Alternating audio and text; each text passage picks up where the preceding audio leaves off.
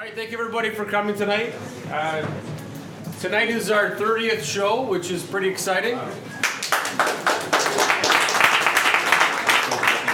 think it's our 15th year, and our overall, I think it works out to be our 45th event. So we film other events as well, so it's pretty exciting. So thank you.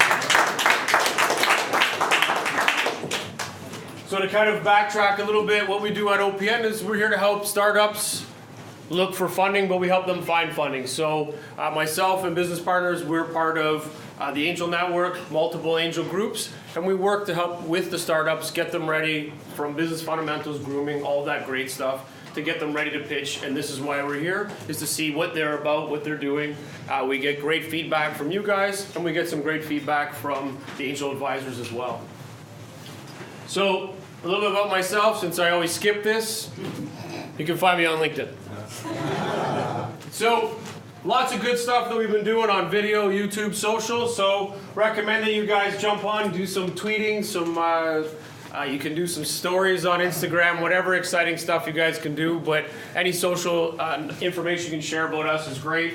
The hashtag is Pitchitto. And we look forward to hearing from you guys, and we'll jump all over responding to, because we like to keep the social stuff going. So all the different types of events that we've been running, they vary across the board. The next one we have is next week. We have the Up Series talk in Whitby. What we do with the town of Whitby is we provide sales talks with locals, people like yourselves, on how to get better, how to look at different stories and see how they can improve their sales. And that's all being run by Frank. Where's Frank? Somebody here, Frank. And Frank's done a great job. They have, I think now we've done, is it 15? 15. So that's a pretty exciting event. We probably have anywhere between 80 to 120 people that come to that, and it's at 8 a.m. So it's really worth getting up to. And there's coffee and donuts for you guys as well. The other major one that's coming up is on May 15th, we have City Hall, which is our biggest flagship style event. And we're pretty excited about that one, just as we are with all the events. It'll be the same idea, 3 startups. We will have a panel like we did last time, which went over very well. We won't share too many details in the panel, but it's going to be just as exciting as it was last time. Probably around raising again in Canada. We're going to refine that, and we'll post that in the next week.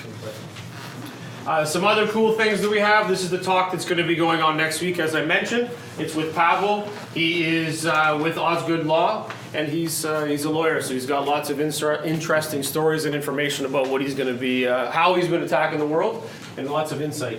Negotiation. Lots of negotiation styles. You guys want to be there for that. One of the cool things that Frank has also set up over the last year. Last year he did the first one. This is the second year. And what's cool about this event is that it's garnered over 3 weeks, and it's a hard drive into helping people build a business. Sales funnels, everything you can imagine about what you need to do in order to be a startup. So it's pretty exciting. A lot of great community partners that jumped in to help. So if you guys are interested, take a look at Up Next and find the details on it. If it's something you're interested in joining, you're gonna have to speak with Frank. I'm not sure if it's full yet, but it's pretty close. Maybe there's room for one more, so you'll fight over it. It's free. But it's free, so, and it's a great 3-week program.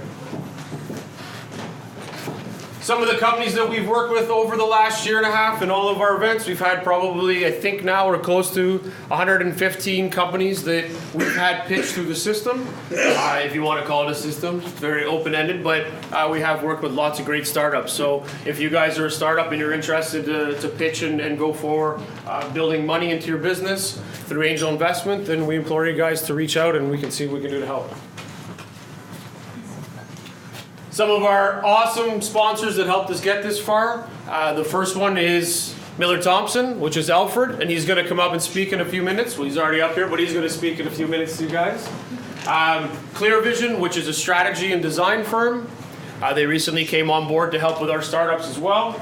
And Flow, which has been with us since day one. They're a company that we invested in a few years ago, and they have been sponsoring us since day one. Why? Because we love them and they love what we're doing, so it's a great fit. And they have great water, so enjoy. My software company, Hardboot, where we do custom mobile web development.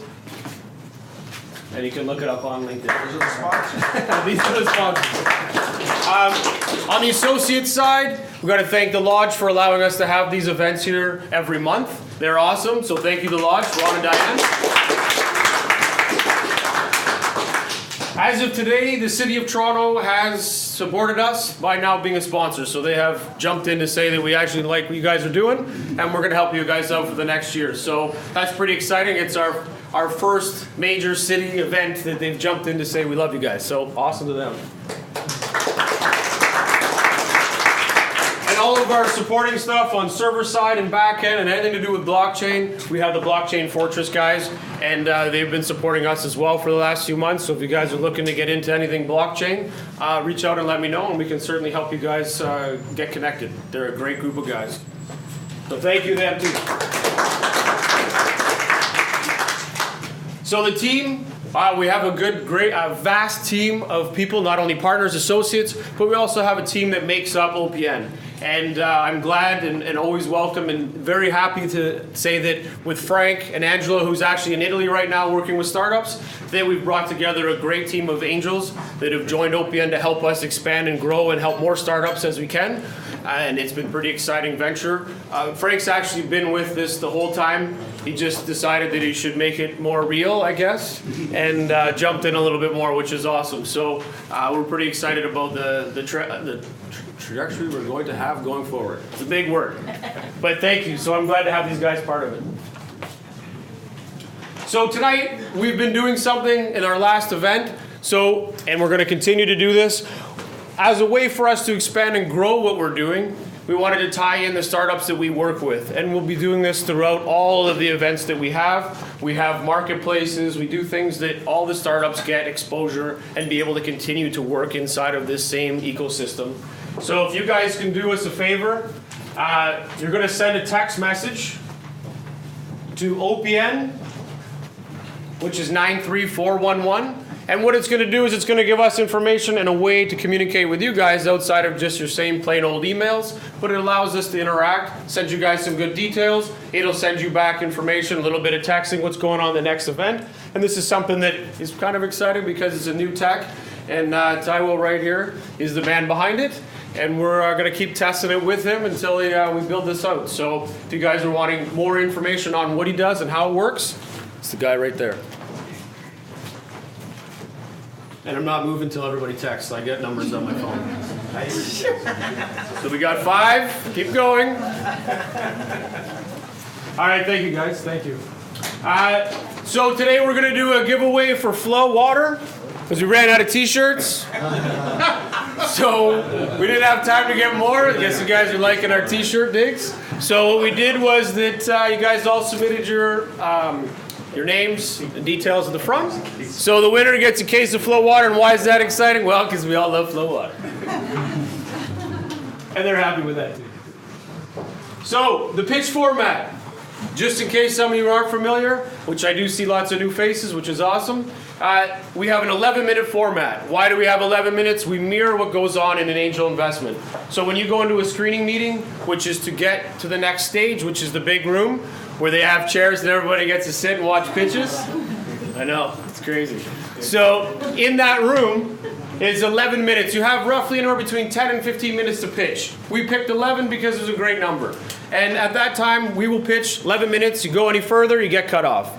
Because we want to make sure that you're putting all those great details all tied into that 11 minutes.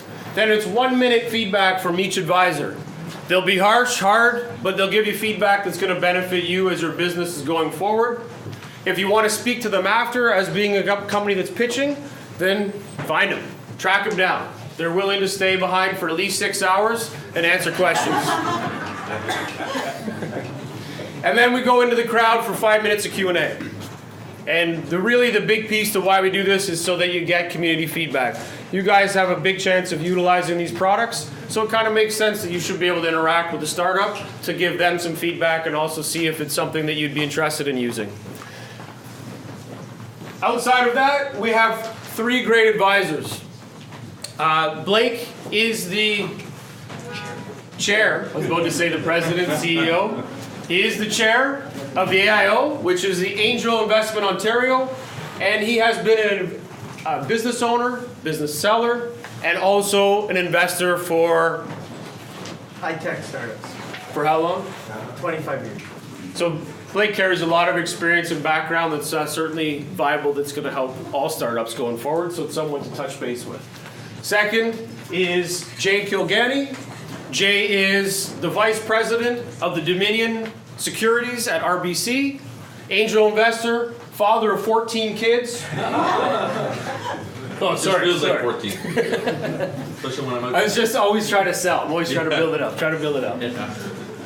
Really good guy. He told me to say that. And as I mentioned, he's a lot of knowledge in the same space of working with a lot of startups, and very helpful to be here today as well. And a York Angel. Gregory, I've known for, I guess it's been a year, and Gregory is also a business owner, sold his business, now works in the VC world as well as being a York Angel. He is from France, and he carries a lot of background in startup world and has brought startups into Toronto that we had at an event about 6 to 8 months ago. So he's very diverse and very knowledgeable in the space, and certainly shares a lot of that deep insight when he's given feedback. So no crying. Thank you guys. So I'm going to hand over the mic, virtual mic, to Alfred from Miller Thompson. And I'll even let you hold this if you want to see if you really got a mic. Thank you. I envy you guys who get 11 minutes. I was told I had 2. Miller Thompson, which is offices across Canada, is thrilled to be involved with OPN and emerging companies. I look a little frazzled tonight is because I'm freshly back from Coachella. And I want you to know that I'm just relieved I have my passport, my watch, and my Visa card still. Anyway, delighted to be here tonight. If you're old enough, you'll realize I come from a big sports family. As a matter of fact, I've got a daughter right now who's in the Commonwealth Games for the rugby team, women's sevens. But the point I want to make tonight is the difference between founder-centric and founder-crippled companies. And I've been at this for 30 years on both sides of the table. The difference is in your ability to team build. Team build for growth and scalability. There's nothing more exciting than watching a young company go from 0 to the stars. But it's all about team building.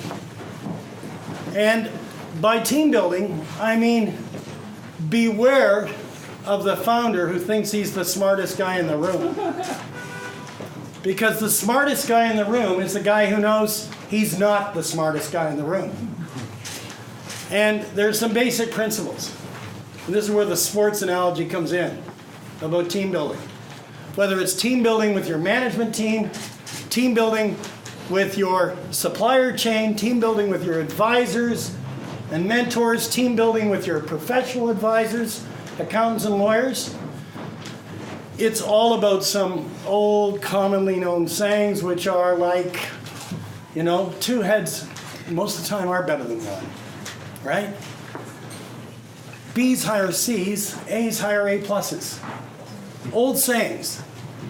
And if you're getting started with a great dream and a great vision, that's why I believe in founder-centric companies. But you got to be a founder who recognizes that this is a team sport. And you've got to build around yourself the kind of trust, the kind of confidence, and the kind of network that makes you scalable. Emerging companies, fast growth companies, are not one man or one woman bands. It's a team sport. Go at it.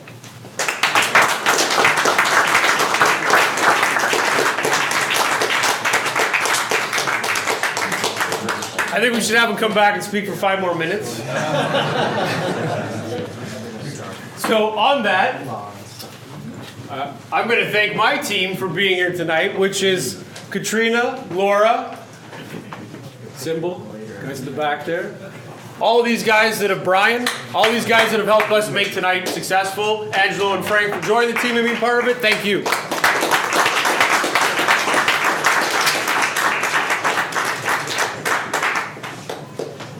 So who do we have pitching tonight?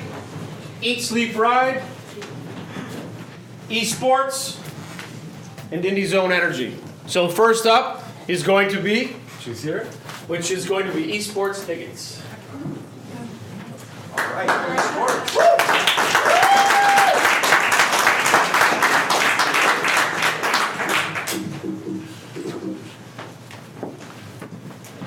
Does the microphone work? No, the microphone app didn't work. Okay, just gonna test it. Okay. Hi everyone, thank you all for being here today. My name's Arlena Mogul and I'm the founder and CEO of Esports Tickets Inc. A little bit of a backstory about why I started this business. I've been a gamer ever since I was a little kid, but I had to stop due to my studies in university. So when I did graduate and I started working as a social worker for the government, I went back to my love of gaming. And when that started happening, this was about 5 years ago, and esports was just, starting to, bloom a little bit. I was working with a lot of different companies like Logitech Gaming, Red Bull, AMD as my sponsors to work on a couple of different gaming events. It was in 2016 when I realized that, I wanted to pursue my passion of mine on a full-time basis, so I quit my cushy government job, and then I went to the Middle East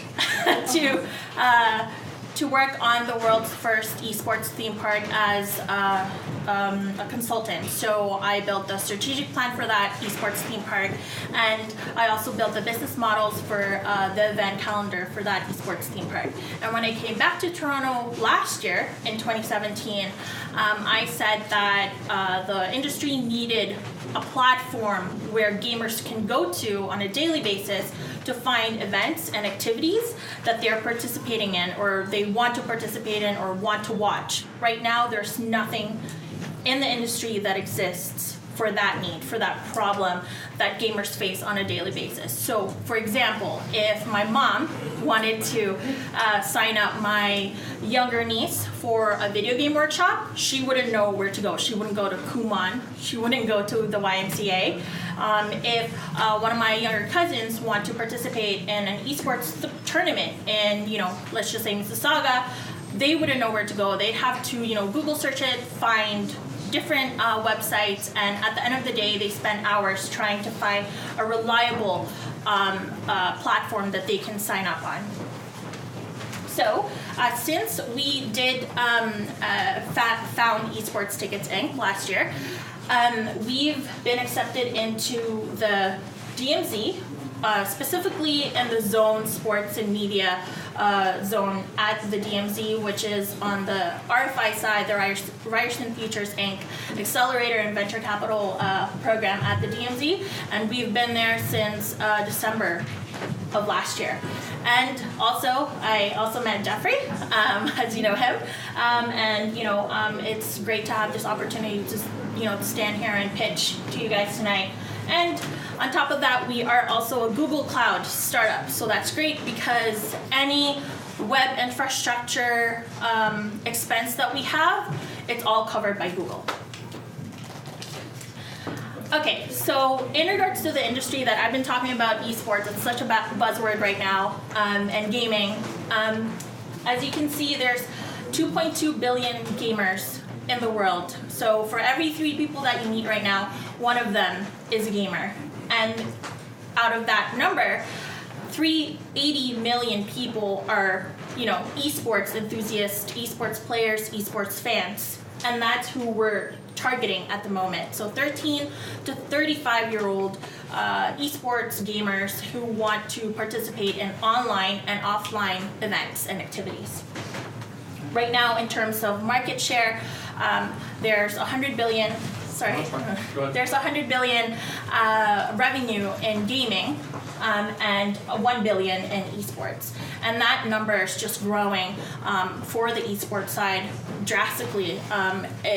In 2012 or 2013, if you tried to look for the revenues for esports, it didn't even exist. There's no marketing research firm that was reporting on it. So now it's 1 billion as of 2018. So the problem, as I've mentioned before, is that people don't have a way to find events and activities at the moment if they wanted to participate in any gaming or any esports related activities, and there's 2.2 billion people in the world who have this problem at the moment.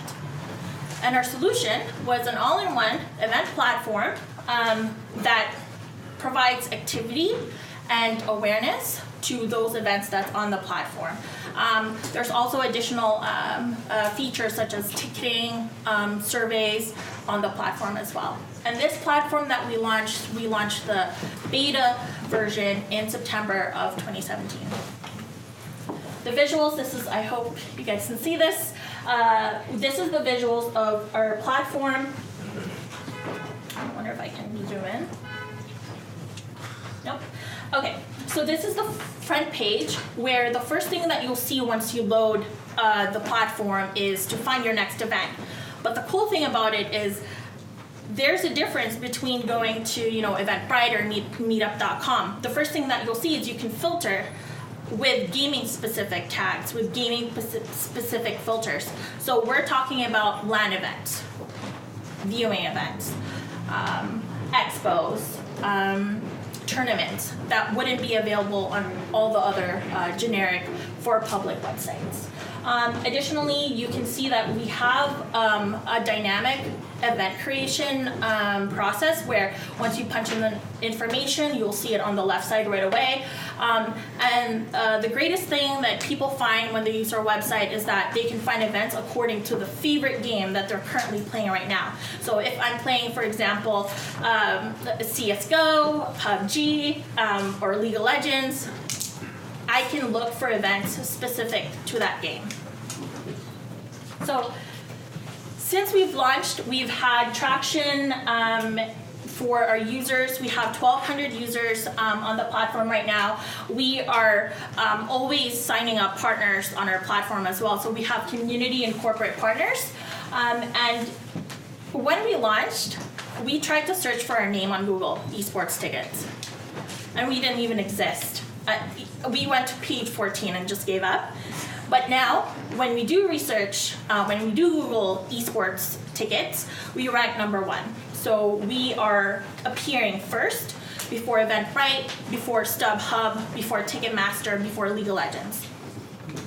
And our partners, we have community partners. So now that's actually one of our strategies, our competitive advantages that I'll talk about later. We are working with Microsoft, Attendees, Ardent United, First Blood, Oregon Tech, etc. for their events, and or any services or any product that they're looking to give to our community organizers. So, okay. With how we're going to make money, we are focusing on 4 core groups of revenue streams. So we're talking about transaction fees. So we're going to charge 3.5% plus 3.5% plus 30 cents per transaction. And we're also looking at advertising upgrades, so similar to eBay or Kijiji, where they would charge, anywhere between $2 to $20 for you to get your item up there. It's very similar to that. We also have subscriptions. So a lot of the events that we have are also free. So not every single organizer are selling ticketed events, paid ticketed events. So for that reason, if you want to create an unlimited number of events, you have to subscribe to the platform for $4.99. And as I've said, with esports being new, right now there's no marketing research firm that actually reports on the number of events that are at the grassroots level, at the community level, and we're the first ones to report on that. We have statistics about the smaller to medium-sized events, and we're also offering enterprising prices. So with financials, we are looking at revenues of $2.1 million for the first year, with expenses at $750,000, and then in the next 3 years, we're looking to bump that up to $10.9 million, and in 5 years, $25.8.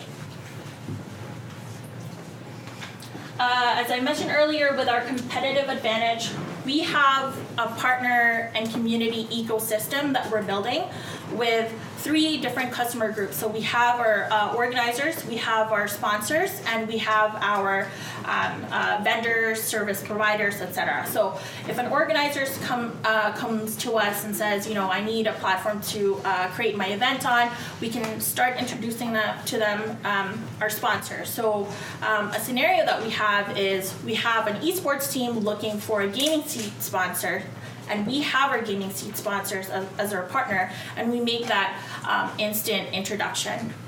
We also have an esports training lab as our partner, and we're offering their services to our organizers as well.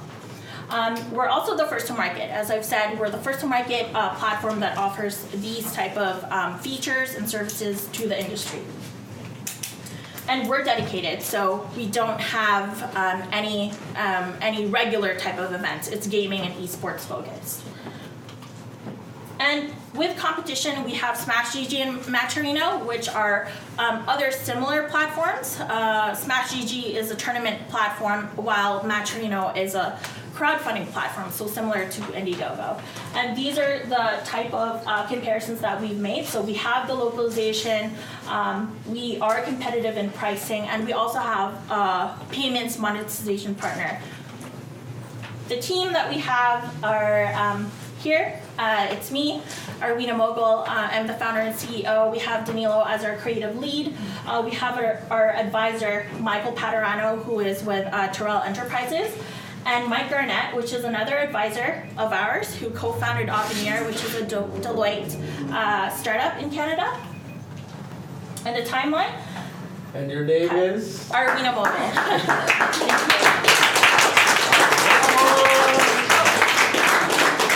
This is where I would pass you guys the mic, but since I don't have the mic, Gregory, do you want to start? Okay, we're passing. Don't want to go? Sure. Yeah. Don't want to go first? Just a couple of I have questions that I'm just going to leave with you. Is you mentioned kind of being first to market. I guess one of my questions would be, how are you going to grow your market from 1,200 users? And you know, that's a beautiful graph for as far as sales growth.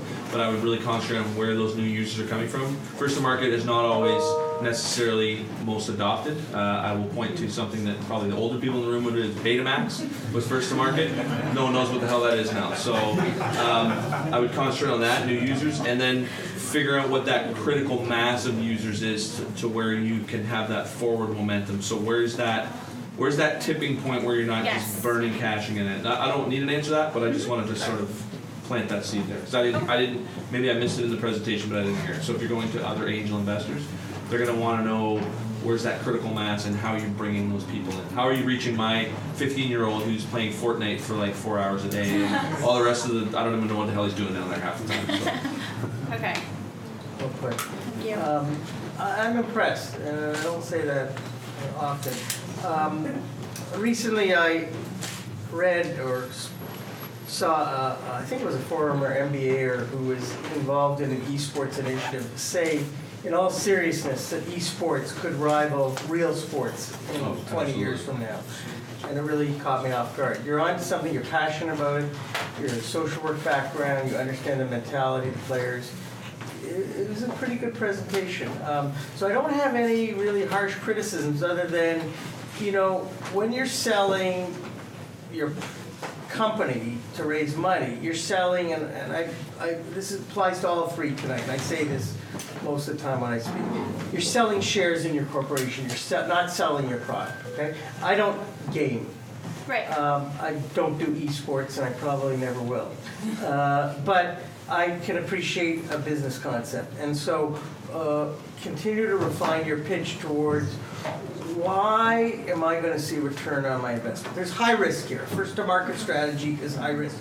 The problem is that if you're doing something good and you're doing it well, it's going to attract attention. If you're making money, it's going to attract attention. And then players much bigger than you with a lot more money and a lot more muscle are going to come in and try to take away what you've done. It's not easy what you're trying to do. I was an investor in a company called Official Community Corporation. They represent rock bands like Keith Richards and James Taylor, and they do ticketing too. And I might be prepared to introduce you to their CEO, who I have a lot of respect for. On the ticketing side, there's a lot of money there. I don't know what your split of revenues are. Continue to do what you're doing and continue to think about the return that investors will get if you do want to raise money and how to articulate that. But best of luck, and I'm impressed. Thank you. Thank you. So I'm the guy for the harsh comment. I wouldn't say I'm impressed, personally. I'll tell you why. I think, first of all, your presentation, you go from helicopter... Talk loud. I need to talk loud? Usually we want me to shut up, so... All right, so I won't repeat the bad words, so I will just keep going. First of all, I think at one point you've got this helicopter view and then screenshot.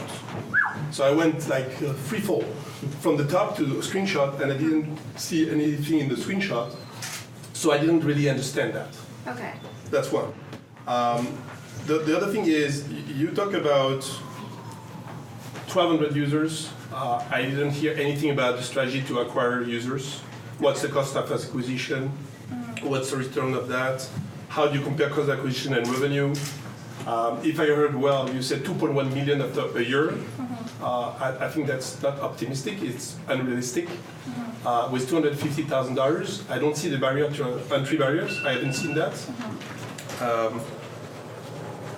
Whenever you talked about the team, I see that as a one-man show. You got two amazing advisors. You got someone that is lead, but where's the entry barriers? I don't see any IT.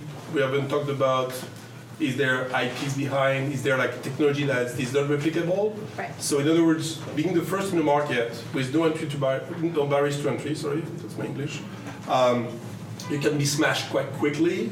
So I will, my final comment is you to strengthen your presentation and definitely insist on the IT side, because I haven't seen that. Yeah. Okay. Thank you. No. All right, perfect. Thank you. If you have a question, just raise your hand, I guess. You'll be the first one, and then we'll just go from there. Just shout it out, because I can't really help with, my... Go back. I have a few points. So you're saying you're going to charge subscription, Yeah. but then you should look around to figure out other discovery platforms that are actually charging any subscription or not. Look at Airbnb or Tinder for that matter, right? And do you really need to TK when you're saying you'll make 2.1 million as your revenue? And is that really your revenue or is it GMV? And with the, in the first year of operation, when most companies are investing so much in technology, how is your cost really 750K? And what are you making now with your 1,200 users? And if you scale to how many users, that your revenue will become $2.1 million dollars. And what's your CAC and LTV? Which? I'll let you grab one and you go with it. Okay. No, it's good. So we're bootstrapped at the moment. We are preparing to raise funds.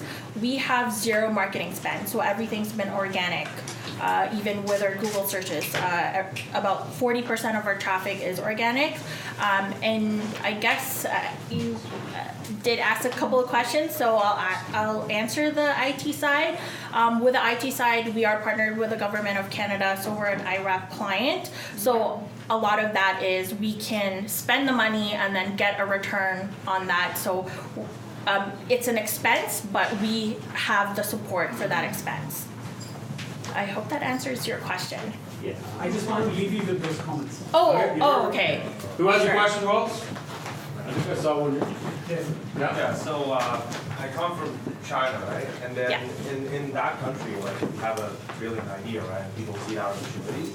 Someone will come and, copy your idea very quickly, right? So Yeah. I just want to add on to the comment over there about barriers to entry. So I see that because your team has only 2 people, right? So what do you plan to do to kind of build that, because have you ever thought about, like, if, for example, if I want to enter this competitive space, right? So what do I have to do? What is your advantage? Okay, so our advantage is, and I just want to give like a comment with, the barrier to entry. What if someone bigger comes in and then smashes us?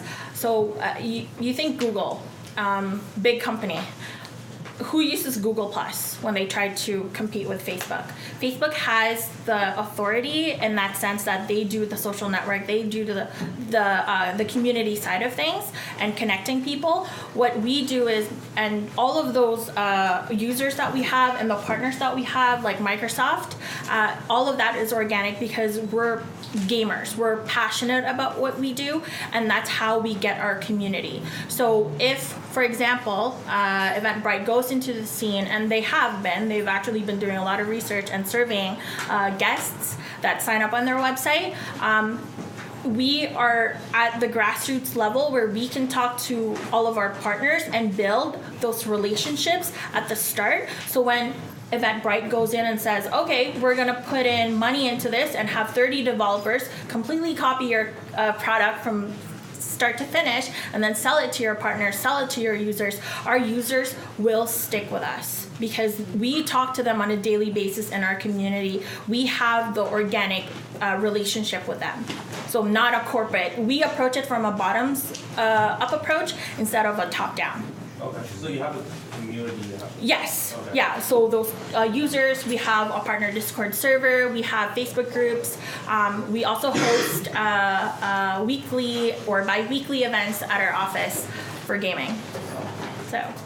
Any other questions? Yeah. Just a quick one. How many users do you anticipate for the 2.1 million to be coming to fruition? 750,000 users. Okay, cool. Yeah. And second question, can you speak at all to the security of your platform, to your users' data, and anything you do to protect that? Mm-hmm. Financial data is actually on our partner website. So we actually don't own any financial data. And our legal team is with Faskin, and they've briefed us with the legality and the privacy and how we should protect the information for our customers. Yeah. One last question? Yeah, go ahead. So, what is the largest industry change that poses a risk for your business? Sorry, I couldn't hear you. So, from an industry perspective. Industry perspective, yeah. Yeah, so what is the largest, so all the changes happening in your industry, Yeah. what is the largest threat that comes from the industry changes? Industry tickets. Changes. Okay. Can you repeat the So question again? what is the biggest industry, the changes happening so fast in the industry, Mm-hmm. what's the biggest thing you're worried about? What's going to crush the industry? Is it Google deciding to turn something on? Is it... Is that? Yeah. Oh, okay. I did mention earlier that if Google came in track record wise, Google Plus didn't really work out, even though they put a lot of money and a lot of research into it. What our defense would be is our community and the partnerships that we create at the bottoms up level, at the grassroots level with our partners. So that's our defense. No, but who would be the biggest takeover? Who would come in and do something that you just wouldn't expect Like to a happen? competitor? Yeah. Eventbrite. Okay. Awesome. All right, thank you.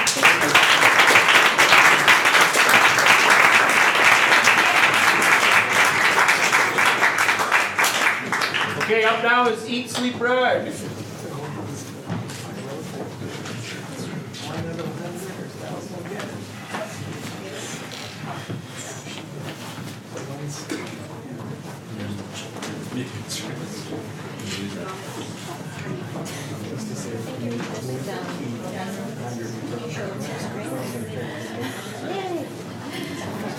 Hey everyone.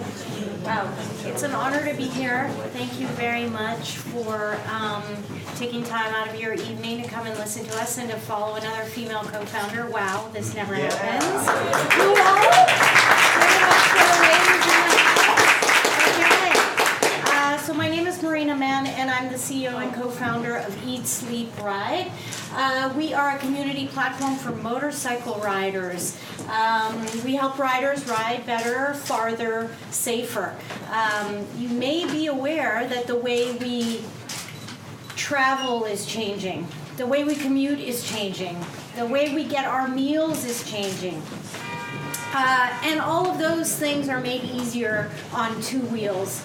Not necessarily as much adoption as we would love in Canada, but our major our major customer base and community is US and Europe. So you have to put the US and Europe lenses on for my presentation today. Yep. Did it work? Okay. Marina, if you yeah. could just step forward a little, that'd be great. Just How so about we here? can see it. How's this? Sure, you can face down, just one step Oh, down. There you go. that's fine. Okay, I have to kind of look at my slides at Well, the then same time. move back a little bit. Move back. Okay, no, go forward a little bit. Okay. Perfect. Stop. Now hold that pose. Yeah, I'll just stay right there. Oh, okay, perfect. I can see right there. Okay, so basically we use telematics technology to help the rider ride safer and ride better. So if you take a Fitbit and you mix it with OnStar, then you kind of have an idea of what we're trying to do.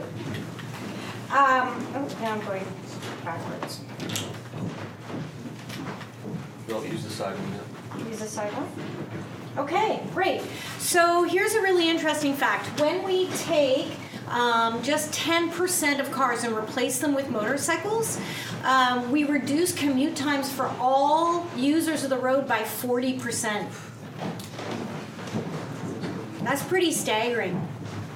And Europe is already on to this idea, Asia, South Asia as well. So what's happening is people are looking for alternative ways to commute in cities. They are tired of looking for parking, and they're looking pretty good doing it. Young people, women, new riders, returning riders coming back to motorcycling. We're seeing significant growth in the US for motorcycle riding as well as in the world, and when you have a motorcycle on the road like every other vehicle, it needs insurance. The motorcycle insurance market in the US alone is $8 billion. 500,000 motorcycles are being added to the roads in the US alone every year, and just in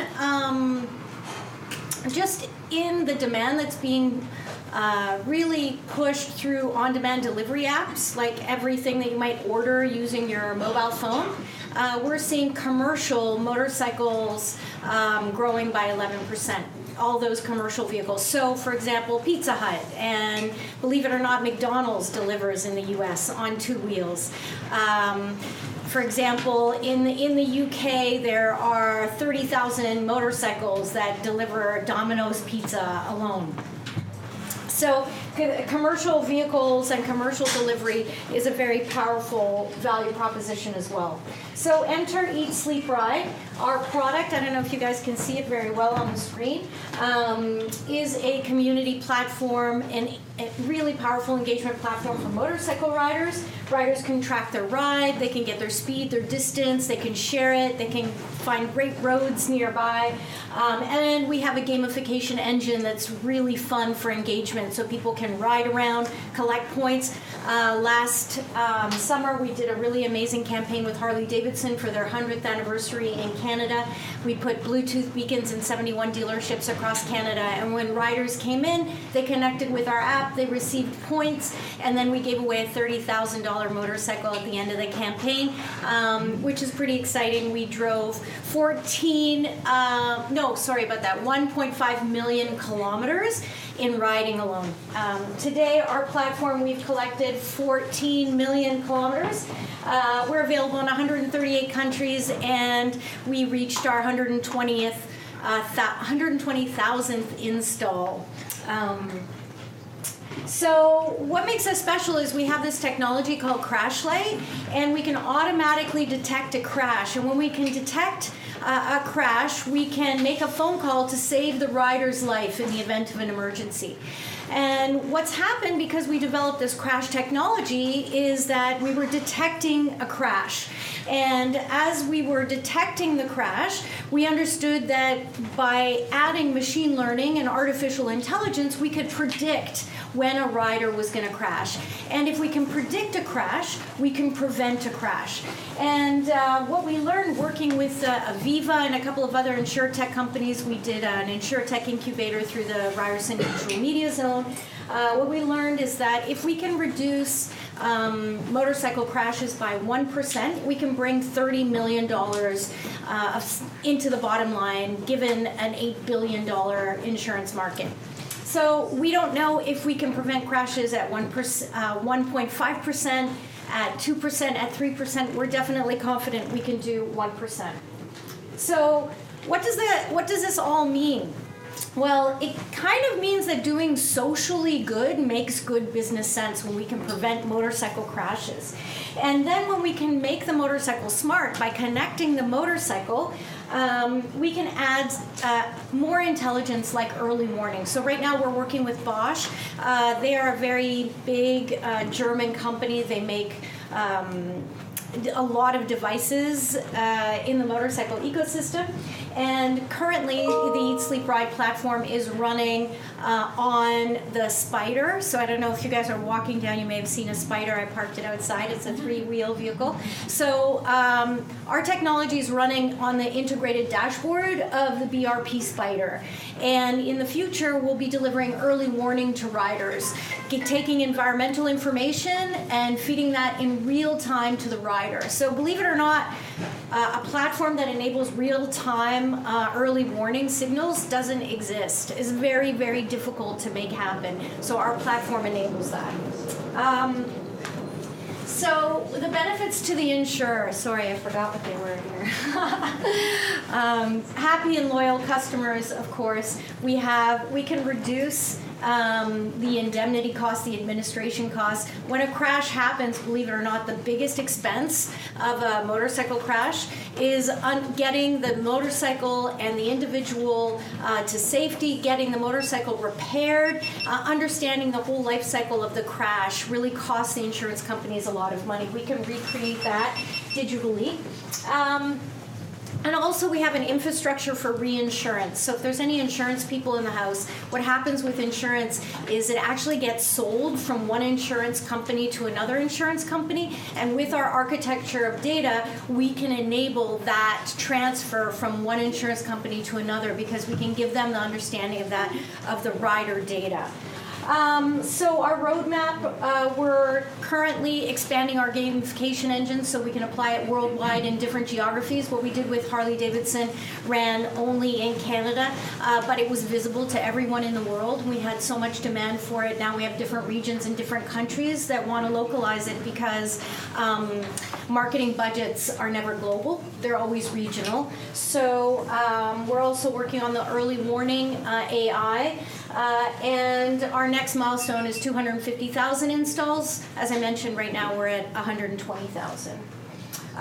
Who we are, we're riders. Myself, my background is digital marketing. I ran marketing at Virgin Mobile. I worked at Apple as well before I started my own company, and I was a consultant. My co-founder, Alex Crooks. If you remember, if anybody remembers not having the internet on their phone, you could download ringtones and wallpapers. Alex built that platform for all of North America. He exited to VeriSign in 2008. It was a big exit in Canada. And since then, he's been working, developing technologies for the motorcycle industry. We have 8 people today. We work in Toronto on the West End, not far from here. Our advisors, Bruce Philp, who you may know, he invented the ING Direct brand, also a motorcycle rider. Sarmad Ibrahim, he runs the Watson, the IBM Watson lab, that's the artificial intelligence lab here on Spadina, and we're working with that team. Tim Ross is from Munich Re. For anybody who understands insurance, Munich Re is a big insurance company. And Kelly Irwin, she's a insurance industry exec, and she runs CAA, all the CAA groups. So we've got a really fantastic group of advisors. And that's us. We hope to change the motorcycle insurance industry to allow motorcycle riders the ability to actually pay for what they use, to deliver more transparency and safety to riders, and to build early warning systems that can be used for motorcycle platforms and for other platforms around the world. So thank you for listening and your time, and I'm happy to answer any questions you have.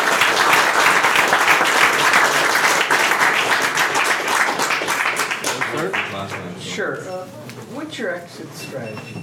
Well, we can't. Nope. Acquisition. There's no talking. Just Oh. 1 minute feedback. Then Oh, they can sorry. speak to the crowd after. Sorry, it'll be this. No, I Stick it in the It's game. like Jeopardy, you gotta pose it like a question. Yep. Thank you, Marina. Maybe I missed some of the details because you presented a lot of information and just your mind starts going on some of it.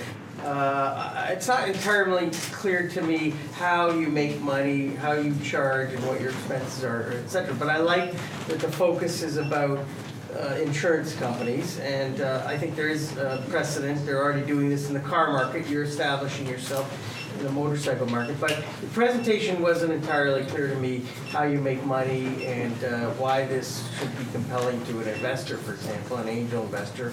And so maybe if you are going to be pitching for money, you have to articulate that better. And also about your exit strategy, which I was alluding to. Is it to sell it to an insurance company or a conglomerate? And what kind of valuation would they put on it? You're doing something here. You've got a team. You've got 150,000 downloads. My question is, where are you at really financially, and where are you going? I'd like to understand that better before further commenting. Thank you. Okay, thank you. Great.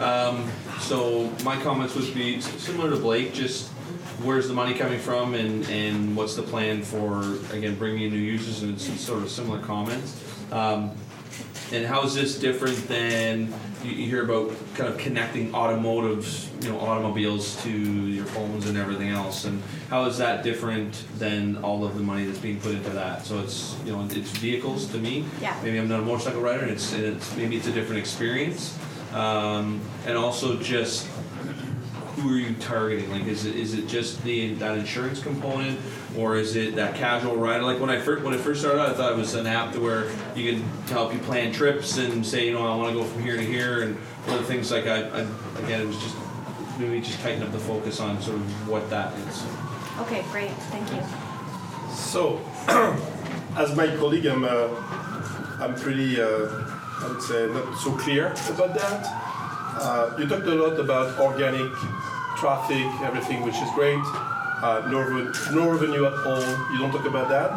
But more than that, you mentioned that you've got 120,000 installs, and basically, thanks to you changed the world of the insurance. So the key question I have is, how many crashes did you avoid? 14 million kilometers. So I'm pretty sure that you avoided at least, 100, 200. And that's the point for you. That's your pitch goes from there. We have avoided that many accidents, and that's why this app makes sense. No, you don't have to comment. Even more with French people, they don't comment. The second thing is, you don't talk about OEM, original equipment manufacturing, from those guys. I'm coming from Europe, so of course many people using motorcycle, but those guys like the BMWs, the Ducatis, and so forth, they are going into entering this market as well and doing some things. You don't mention that at all, so that's my second comment. And my third comment, your first assumption was a bit harsh when you said people want to go back to motorcycle. That's your passion. But this is maybe not only the only trend in transportation. I'm involved with startups in transportation. Right now, we see flying motorcycle. That's the new trend. And I've seen a video you probably see out of Dubai, where they've got this kind of drone where you're just back in the air. But that's pretty funny, but that's maybe the future of the motorcycle. Who knows? You've got all this transportation with the Hyperloop and those things. So basically, you have insisted a lot about the commute. And I personally think that it's a lifestyle more than a commute. When you have a family and you've got to drop all your kids, it's 14 kids in the morning. Small bus. Think about 16 now. It's 16, so think about the size of the motorcycle. You could put all of those kids in the TTC in the morning. So the point is, You've seen those Indian photos though, like the 20 people on a motorcycle though. So what I would You could do it. I would just suggest to repositioning your pitch around, for the lifestyle, we can avoid accidents, and we've got definitely business case. Otherwise, I feel like pretty dry at the end. I mean, how many accidents did you avoid? I think your answer is going to be. Can she answer this question? Just a quick number. How many questions did you avoid? What we're pitching is the future. Okay. It's not the present. So the technology doesn't exist today that we could prevent the crash. That's the artificial intelligence that we're working with the foundation that we have. So that's where this confusion is. Thank you. All right, good. Thank you. I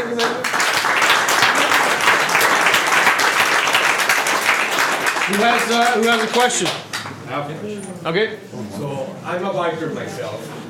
So Gregory is absolutely spot on. So all the big companies are having issues with sales. So be careful there. But the question is, so as a biker, I still don't get the early warning kind of thing. So are you telling me that through my phone, while I'm riding, maybe at 120, I'm supposed to kind of be watching my phone screen to get early work? Yeah, let me tell you the use case.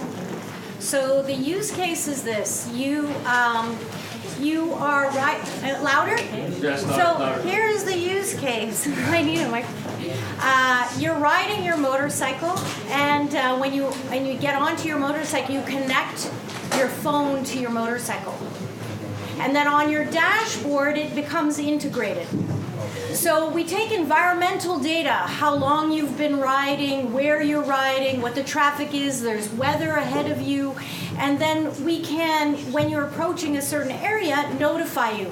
We can vibrate the handlebars, we can play a sound, you could use gestures to ask the system, depending on where we're sending you the information. You might be wearing a heads-up display, you might have a little camera, you might connect to your helmet. My helmet today is a connected helmet. I have it here if anybody wants to see it. It's completely connected. It'll connect, Bluetooth with all of my devices. So what we're saying is that we're going to take environmental data, we're going to take your riding habits. We know when you are riding well and when you're not riding well. And we're going to warn you when you might be in a danger zone so that you can make a decision. Maybe today or this moment, we're at a half a second early warning. But then we'll get to a second, and then we'll get to 2 seconds, and then we'll get to 3 seconds. And what we're doing is we're saying, let's make alternate forms of transportation safer so that we can make motorcycles accessible to people. So no Superman riding. Anybody else? Yeah, right here. All right, sorry, go ahead. Okay, I'm Dutch. I've done a few thousand miles, and I'm still alive.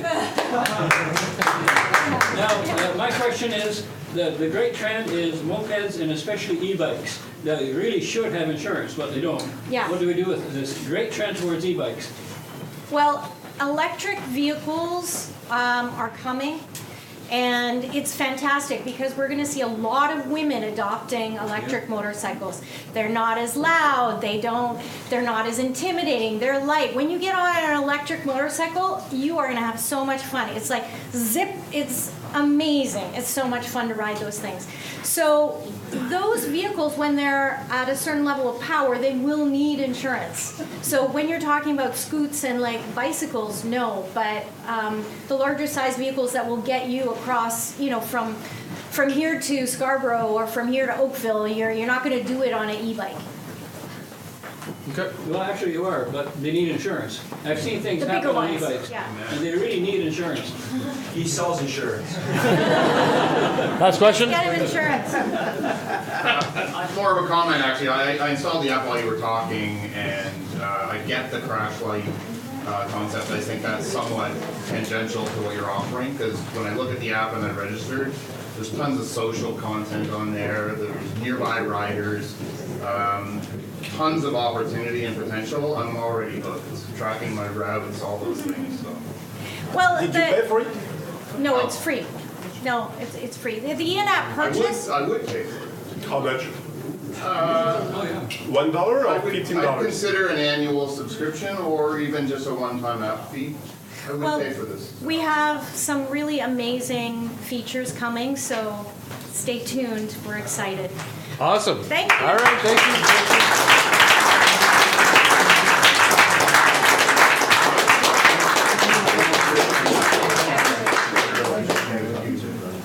Indie Zone, you're up.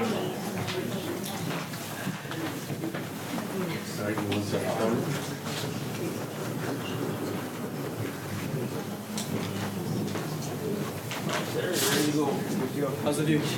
Good. It's good? Perfect.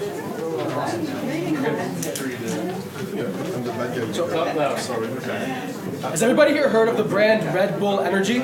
Show of hands. Yeah? Has anybody here not heard of Red Bull Energy? Okay. If you had to guess how many cans Red Bull sold last year, what would you guess? Frank, you're exempt. You have insider information. So how many cans? How many cans did Red Bull sell last year? A billion. Yeah, I would say close to a billion or more. Okay. Last year, Red Bull sold 6 billion cans. 5 Hour Energy went from 0 to 1 billion annual revenue in just 7 years. What do these products actually do? They'll give you a kick, they'll give you a jolt, wake you up for a few hours, and then you crash below baseline with a headache. You feel worse than you did before you started. But people are paying for these products because they think it'll make them more productive. They think it'll make their life experience a little bit better for a short period of time. Neither of those products were good enough for me when I was doing my undergrad in genetics and biochemistry. In my second year, I was diagnosed with narcolepsy. It's a brain disorder that makes you really tired during the day. So the doctor said, don't worry, you can stay in school, we'll solve this. Here's Ritalin, it's a stimulant, it'll keep you awake. And it did keep me awake, but the side effects were really nasty, I hated taking it. And, you know, a lot of other people find their side effects too, but despite those side effects, today, up to 34% of students are taking Ritalin or Adderall non-medically, illegally, to help them keep up with their academic workload. And that's increasing emergency room visits, and this trend is rising today. So clearly those drugs aren't safe. But what it does mean is that today, 1 in 3 students are willing to break the law, assume health and safety risks, increased side effects, and pay massive premiums on top of all that, just to get something that's better than coffee or energy drinks for boosting their brain performance. And it's not just students. Right now this problem is widespread and it's growing in finance industry, in transport, in medicine, in academia. So this is widespread in the professional industry as well. So that's why I launched Indozone Energy. Indozone is a new patent-pending health product. It's approved by Health Canada with a health claim. Helps to enhance cognitive performance. It's available over the counter without prescription so that all students have safe access to a product that's effective and regulated. Right now it's retailing for $14.99 for 20 capsules. So just to quickly sum up the benefits, you have better attention than coffee or energy drinks, fewer side effects, so less jittery, less overstimulation, less crash, and it's more convenient. They come in these fun little blister packs you can put in your purse, in your car, in your backpack, in your wallet even, and take it to go. And it's regulated for safety and quality, so you know exactly what you're getting, and you know that's not going to give you a heart attack. So some of the milestones, we're in the market already. We have revenue, we just launched it last year. So R&D is already finished. Health Canada approval with the health claim is already finished. Right now we're #1 on Amazon in the stimulants category in the whole country. It's the #1 stimulant, and it's also the #1 nootropic. That means, the term nootropic means cognitive enhancers, basically. We featured on Dragon's Den a few months ago. That was really fun. The pitch was back in April when we just launched, so it was a bit early for the investors to go in at that time, but they gave great feedback. It was an excellent experience and great exposure for marketing as well. And we're just about to wrap up next week our second production run, and that's $150,000 worth of inventory coming in. And we're now just getting ready to scale up and begin our first actual marketing push, because so far everything has been organic. So this is our sales trend on Amazon, and this is all organic. So 0 advertising, 0 marketing, growing about 40 to 50% month over month, again, without advertising. And that's with the amateur packaging. Like this box, I designed it myself just to keep costs down during the initial stage, and it shows that people are actually loving the product, not just the branding hype. So there's a fun little picture of the product on Dragon's Den with Michael Weckerly. He actually ripped open the pack and took a couple capsules right there. That's Mike. And a little bit about the market. So nootropics, it is a very new and emerging market. The first actual industry report came out just late last year in the winter. Right now it's globally pegged at $2 billion. It's projected to double in 4 years and triple in 6 years. So it's very hot right now. It's growing very fast. It's a very exciting market. So a little bit about the market. So nootropics, as I mentioned, $2 billion right now. Energy drinks, energy shots, dietary supplements, that's over $50 billion in the United States alone. Again, some of the indirect competitors, coffee, Red Bull, they focus more on refreshment and flavor, innovation and taste. and they don't really give you much of a cognitive benefit at all. And 5-hour energy and sport with an on-the-go lifestyle, 0 calories, take a quick shot of it and you'll get a quick jolt of energy. Our actual direct competitors are all based in the United States, and they're all focused on e-commerce because none of them have any regulatory approval, and e-commerce is a much more, I guess, fluid channel for them. So our closest competitor is NutriBox. They're rebranding as Human right now. They launched in 2015 with $55,000 in sales. The following year, they were backed at a $16 million valuation, and that's by Andreessen Horowitz. So some of the most credible venture capitalists in the world saw the market opportunity for these guys. So right now we're rebranding with a new packaging, as I mentioned, that's coming in next week. So I got an actual graphic designer to make this package. And as I mentioned, it's Canada's nootropic, it's patent pending. We have the credibility to scale through physical retail channels. So that's Shoppers, Drug Mart, Rexall, Loblaws, 7-Eleven, Shell gas stations. And we're basically just building a lifestyle branding that can scale it for the next 5-hour energy, geared more towards the brain. And on top of that, we have a fantastic team to make this happen. So I finished my MBA just now last year at Queen's. My undergrad was at Western in genetics and biochemistry. I believe you're an Ivy grad yourself. And Ken Wong, you might have heard of, is in the Marketing Hall of Legends. Hassan Ahmed, PhD in medical biophysics. Matt Wilkins, who's also a former promotions exec. And one name that I haven't mentioned on the slide just yet is Michael Latimer, who's coming on board right now. And if you've heard of a product called Dream Water, it's basically 5-hour energy for before bed. It's like an energy shot you take to help you sleep. It was in all the 7-Elevens, Shoppers, Drug Marts, Loblaws. He launched that into Canada and just exited last week. So he's coming on board as an advisor as well to help with the distribution side of things. And obviously OPN. OCE, Ontario Centers of Excellence.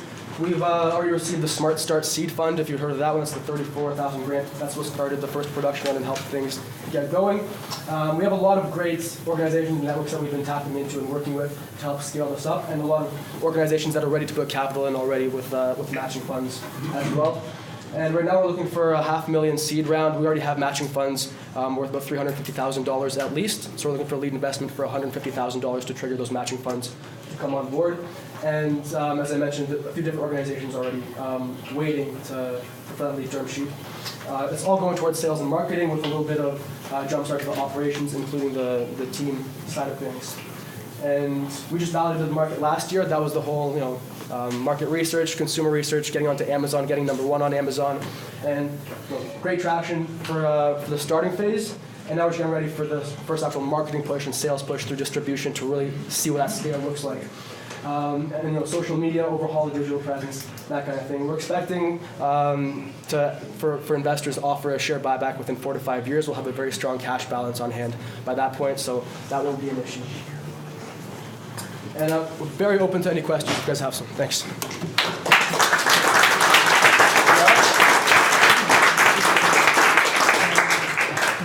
Your start. So, apparently it works. I would like to know how many capsules you took today. You speak like a machine gun, so apparently it works on you at least, which is good. But you've got good energy and positive energy, so I had something to help with that. Great. Sorry? I had something to help with that, right? Okay. So a few things. First of all, I love the idea. I think there's something where you should be much more aggressive, because basically you are talking about a $40 billion business. You mentioned Red Bull. Yep. I know a bit about Red Bull because they were from Austria to start. Yes. And the guy that did that was super aggressive, and what he built is two things: trust quite quickly, and then he took us up extreme sports. So that's something that is missing here. How are you going to differentiate yourself? I think, and no offense because I'm a new Canadian, but you are too much polite Canadian. I would love you to be super aggressive and say, I'm going to raise $2 to $3 million US right away to fast track that. Because if you go slow this way, they're going to kill you. And you've got people in this $40 billion that knows what to do with their money. So that's the second comment. The last comment, it's maybe the weakness, or sorry, in Canada it's ways to improvement. Sorry, I mean it's a weakness, but I have to be polite. So it's one way to improve. The slide with the people. You are talented, we see that. You got 3 advisors, so there's nobody in the company. It's a one-man show. Yep. And as my colleague told before, what about the team? So I would have loved to see a real team. And in your team, you need 2 kind of people. Super experienced marketing. I know one here that could help you, a young guy, talented. I'll introduce you to. And the second person is much more like science person, but in-house, not advisors. Who is going to cook, them or the advisor? So that's my comment, but great. Thank you very much. Thank you. A couple of comments. First of all, it wasn't entirely, I thought you could have articulated a little bit what's in your product. I mean, you didn't say anything about it. So it's just a black box, and you're going to have to say something. If I read the box, it's going to tell me something. You didn't talk about that. And, it's free. You can use that. Yeah. And I like that you're targeting the student market. I think that's very smart, because they're a permanent market, they're a renewing market, and they're a viral market, and if they grab onto that, that's a good base market to be part of. My final comment would be, I think Greg's comment about raising money is an astute one. You got to go big or go home on something like this. You are essentially a type of consumer product. This is a very difficult business. People are going to mostly to scale. You're going to have your value chain of supply and distribution taking a piece of it. And then you've got your hard costs, and you've got your marketing costs. You may be just printing losses every time someone takes one of these pills. And that's great if everything works out in the long term, but you better have a plan for how you turn one of these pills into a penny or 10 or a profit each time. And I would think about that early on, because it's very dangerous to get caught up in success and find all you're doing is selling losses out there. But well done so far. Thank you very much. So I always like to look at this from my own personal experience. So for me, I probably would not go on Amazon looking for something like that. But I'm not a student, and I got 4 kids, so I have no problem sleeping. You got 14 students. It varies depending on where I am in the day. But so I guess something that I would like to have seen is what's the plan from sort of the retailing? Is it just going to be online? Is it, are you going into a Shoppers Drug Mart and a Walmart? And that is an entirely, you can ask a guy like Frank who has experience in that. That is an entirely different world. Going into retail, it's a tough business. And then also barriers to entry. Like, what's to say that someone doesn't just come in and copy that formula and add something else, whatever, maybe changes the Ginkgo Balboa on it by 2%. I don't know. But I would have liked to heard a little bit more about that. And one last thing, just about from presenting, slow it down.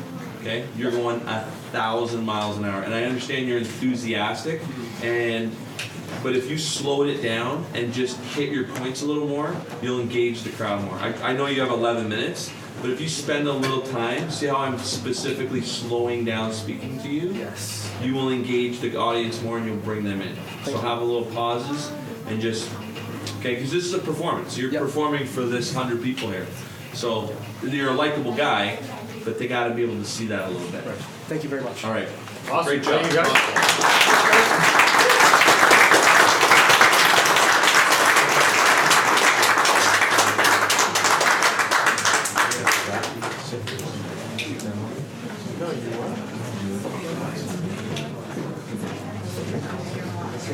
So just to keep things moving on, how many people here are startups? Woo! All right, we'll do the 30-second spot. So we'll take 5 startups. You can come up. You got 30 seconds to pitch. You name your business, who you are, and what you're about. Come on up. Come on up.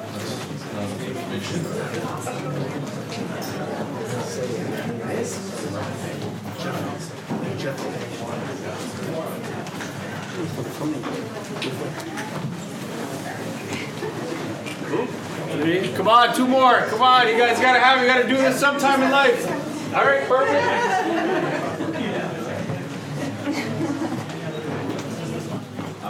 All right, perfect. So this is how it works. You got 30 seconds. At 30 seconds, well, you're cut off. You get to start. Okay. Name, business, and what you're solving or what you're trying to do. So elevator pitch, ready? All right. Go. My name's Catherine Chan. My business is Fit-In. So how do you normally look for a yoga class?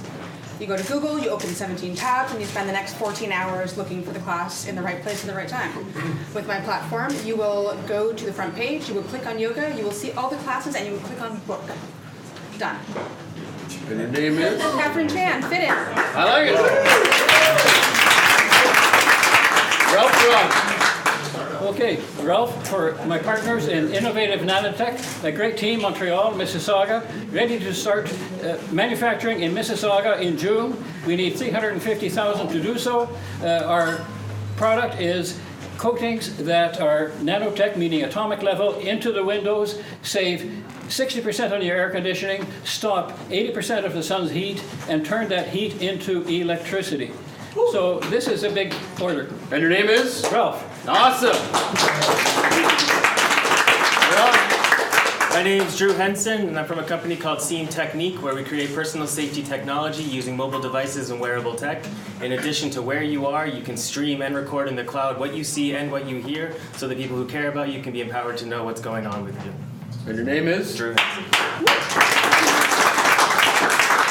My name's Jeff. I'm here on behalf of a company called eSight. We make glasses that help people who are blind see. I'm not asking for investment. I'm asking if everyone would contribute to a cause of a young blind boy. He's trying to get 13 kids to see again in time for Mother's Day. And so he's creating a fundraising campaign. It's on GoFundMe.com/TogetherWeSee.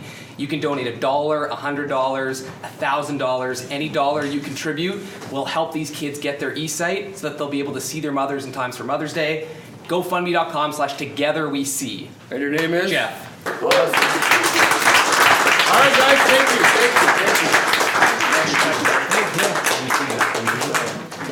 you. All right, so the last thing we're going to do is we have one question for the Angels. And the question is, when you guys are doing investments, do you invest in a solo founder, co-founders, and why? What is the best version for why you want to invest in a business this way? We get this question a lot, so I'm curious to what you guys think, because there's a lot of people out here thinking, do I do it solo, or do I go and get a co-founder? And sometimes that co-founder can be a CTO. So is that the right thing to do? Gregory? I would say, based on my experience, there's pros and cons. Louder? Louder. Frank is saying me louder? Okay, so you want me to stand up? Okay, so I just said that there's definitely pros and cons.